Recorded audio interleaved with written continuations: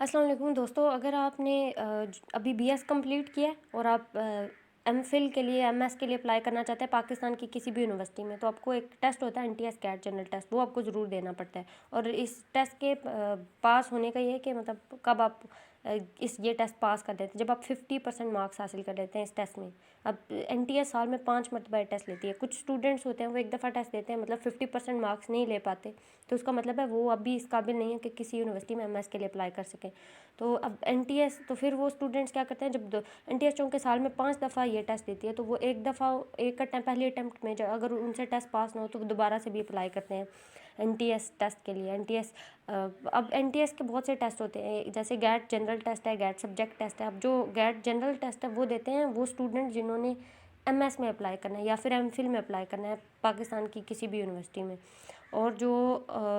Gate subject test है वो students देते हैं जिन्होंने एमफिल किया है और अब वो पीएचडी में एडमिशन लेना चाहते हैं पाकिस्तान की किसी यूनिवर्सिटी में। तो आपको दो बातें समझ लग गई कि अगर आपने एम बी एस के बाद एम एस या एमफिल में अप्लाई करना है तो फिर आप गैट जनरल टेस्ट देंगे, और अगर आपने एमफिल कर लिया और उसके बाद आप पीएचडी में एडमिशन लेना चाहते हैं तो फिर आप गैट सब्जेक्ट टेस्ट देंगे। और एक और बात आपको पता लगी कि 50% मार्क्स मस्ट हैं और आप इम्प्रूवमेंट के लिए भी ये टेस्ट दे सकते हो। अब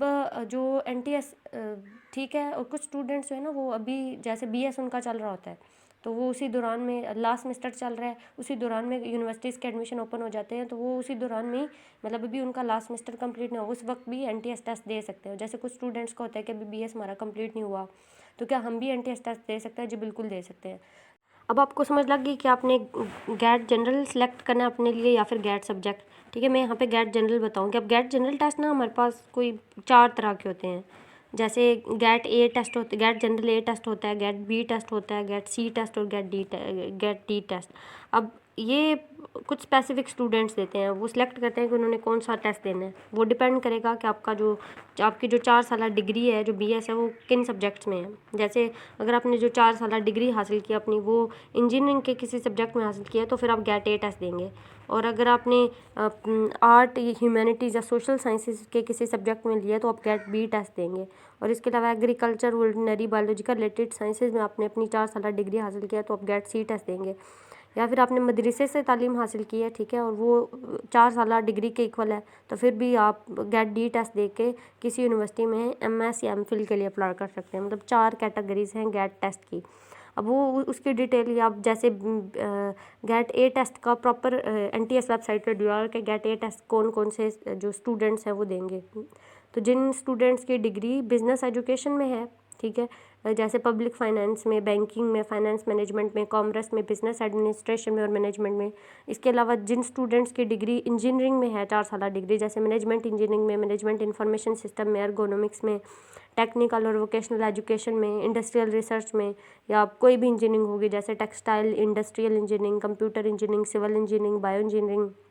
system engineering, environmental engineering, economy engineering, metrology, applied mechanics, acoustical engineering, structural engineering, geology, transportational engineering, applied optics, photonics, plasma engineering, hydraulic engineering, environmental engineering, मतलब जितनी भी इंजीनियरिंग ये टाइप्स लिखी हुई हैं। तो जिन स्टूडेंट्स की 4 साल डिग्री इंजीनियरिंग के किसी भी सब्जेक्ट में है या फाइनेंस या बिजनेस वगैरह में है, वो लोग अपने लिए गैट ए टेस्ट सेलेक्ट करेंगे, ठीक है, जब वो एप्लीकेशन फॉर्म पर अप्लाई करेंगे। तो इसके अलावा जो गैट बी टेस्ट है वो ये उन स्टूडेंट्स के लिए होगा जिन्होंने अपनी 4 साल डिग्री आर्ट और ह्यूमैनिटीज़ में हासिल की है, सोशल साइंसेज में। आर्ट ह्यूमैनिटीज़ में मतलब उनकी जो 4 साल डिग्री है वो फाइन आर्ट्स में रही है, या फोटोग्राफी में,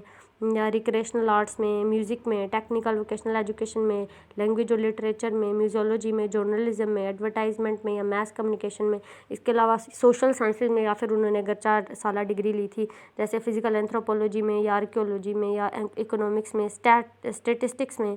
पॉलिटिकल साइंस में, इंटरनेशनल रिलेशन में, साइकोलॉजी में, फ़िलासफ़ी में, सोशियोलॉजी में, क्रिमिनोलॉजी में, मतलब इनमें से अगर किसी भी सब्जेक्ट में अगर आपकी डिग्री है 4 साल, तो फिर आप अपने लिए गैट बी टेस्ट सेलेक्ट करेंगे, गैट जनरल बी टेस्ट, ठीक है। इसके अलावा एडमिनिस्ट्रेटिव साइंसेज में, जैसे पब्लिक एडमिनिस्ट्रेशन में, लाइब्रेरी, आर्ट्स साइंसेज में, हिस्ट्री में, जियोग्राफी में, रिलीजियस स्टडीज़ में, एजुकेशन में, लॉ, लेजिस्लेचर में, तब भी आप अपने लिए गैट बी टेस्ट सेलेक्ट करेंगे। समझिए कि आप फाइनेंस या इंजीनियरिंग में अगर आपकी 4 साल डिग्री है तो फिर आपने गैट ए टेस्ट सेलेक्ट करना है। अगर आपकी इस तरह से सोशल साइंसेज वगैरह में है तो आपने अपने लिए गैट बी टेस्ट सेलेक्ट करना है। और अगर आपकी जो है वो किसी भी एग्रीकल्चर वेटनरी साइंसेज में है 4 साल डिग्री, या बायोलॉजिकल मेडिकल साइंसेज में, तो आप गेट सी टेस्ट सेलेक्ट करेंगे। जैसे एग्रीकल्चर, प्लांट कल्चर, फॉरेस्ट्री, मतलब अगर आपने केमिस्ट्री में बीएस किया है, केमिस्ट्री रिलेटेड किसी भी सब्जेक्ट में, बायो में बीएस किया है, बायो रिलेटेड किसी भी सब्जेक्ट में, जैसे जोलॉजी में, बॉटनी वगैरह में, या माइक्रोबायोलॉजी में, या अब जैसे chemistry related subject bio chemistry वगैरह में, या फिर आपने जो है वो किसी एग्रीकल्चर के रिलेटेड सब्जेक्ट में, जैसे फिशरीज़ में, एनिमल कल्चर में, फॉरेस्ट्री में, तो फिर आप गेट सी टेस्ट अपने लिए सिलेक्ट करेंगे। ठीक है, सारे सब्जेक्ट्स लिखे हुए हैं। तो मेडिसिन रिलेटेड सब्जेक्ट्स जो हैं तब भी आप, इसके अलावा पब्लिक हेल्थ में जैसे कुछ होते हैं जिन्होंने मेडिसिन रिलेटेड अगर किसी सब्जेक्ट में अपनी 4 साल डिग्री हासिल किया, जैसे सिंपल मेडिसिन, मेडिसिन एनाटॉमी में, हिस्टोलॉजी में, साइटोलॉजी में, ह्यूमन फिजियोलॉजी में, पैथोलॉजी में, सारे वैसे बायोलॉजी के रिलेटेड मेडिकल रिलेटेड सब्जेक्ट्स हैं। तो मेडिकल रिलेटेड सब्जेक्ट्स में जैसे सर्जरी रिलेटेड मेडिकल स्पेशलिस्ट में, गायनोकोलॉजी में, एक्सपेरिमेंटल मेडिसिन में, ऑप्थेमोलॉजी में, dermatology, paediatrics, promotion of health, incidents, prevention of diseases, epidemiology, dentistry, pharmacology, pharmacy, nursing, या फिजिकल साइंसेज में जैसे मैकेनिक्स में, मतलब फिजिक्स रिलेटेड किसी भी सब्जेक्ट में अगर आपने 4 साल डिग्री ली है, मैकेनिक्स में, मॉडर्न फिजिक्स में, न्यूक्लियर फिजिक्स में, बायो केमिस्ट्री में, एनालिटिकल केमिस्ट्री में, क्रिस्टलोग्राफी वगैरह में, एस्ट्रोनॉमी में, या अर्थ एटमॉस्फेयर मेरीन साइंसेज में, मैथमेटिक्स में अगर आपकी 4 साल डिग्री है, स्टैट्स में, कंप्यूटर साइंस रिलेटेड डिसिप्लिन में, जैसे इंफॉर्मेशन टेक्नोलॉजी में, सिंपल अगर आपने आईटी में जो है वो बीएस किया अपना, या सॉफ्टवेयर इंजीनियरिंग में, तब भी आप जो है वो एमएस के लिए गेट जनरल टेस्ट दो, गेट सी जनरल टेस्ट दोगे। समझ आई कि मतलब अगर आपका बायोलॉजी या किसी भी, अगर आपका बायोलॉजी या फिर किसी भी बायोलॉजी रिलेटेड सब्जेक्ट, फिजिक्स या फिजिक्स रिलेटेड सब्जेक्ट, मेडिसिन या मेडिसिन रिलेटेड सब्जेक्ट, सिंपल आपका मैथमेटिक्स में बीएस है, या स्टैटिस्टिक्स में बीएस है,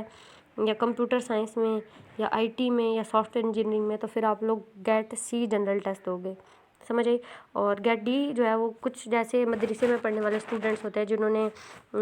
इतनी जो उनकी तालीम है मदरसे में वो मास्टर्स के बराबर होती है, जैसे फ़िक्का में, या उसूल फ़िक्का में, या उलूमुल हदीस वगैरह में, उलूमुल तफसीर में, लॉजिक में, अरबिक लैंग्वेज में, अरबिक लिटरेचर में, अकीदा में, हदीस में, तफसीर वगैरह में, तो उनकी जो डिग्री है मदरसा में पढ़ने वाले स्टूडेंट्स की, वो 4 मतलब मास्टर्स के इक्वल होती है। तो वो भी एमएस के लिए या एमफिल के लिए अपना गेट डी टेस्ट दे के किसी भी यूनिवर्सिटी में अप्लाई कर सकते हैं। तो आप देख लें कि आपका सब्जेक्ट क्या है, उस बेस पे आपने कौन से वाला गेट टेस्ट सेलेक्ट करना है, गेट ए, बी, सी या डी।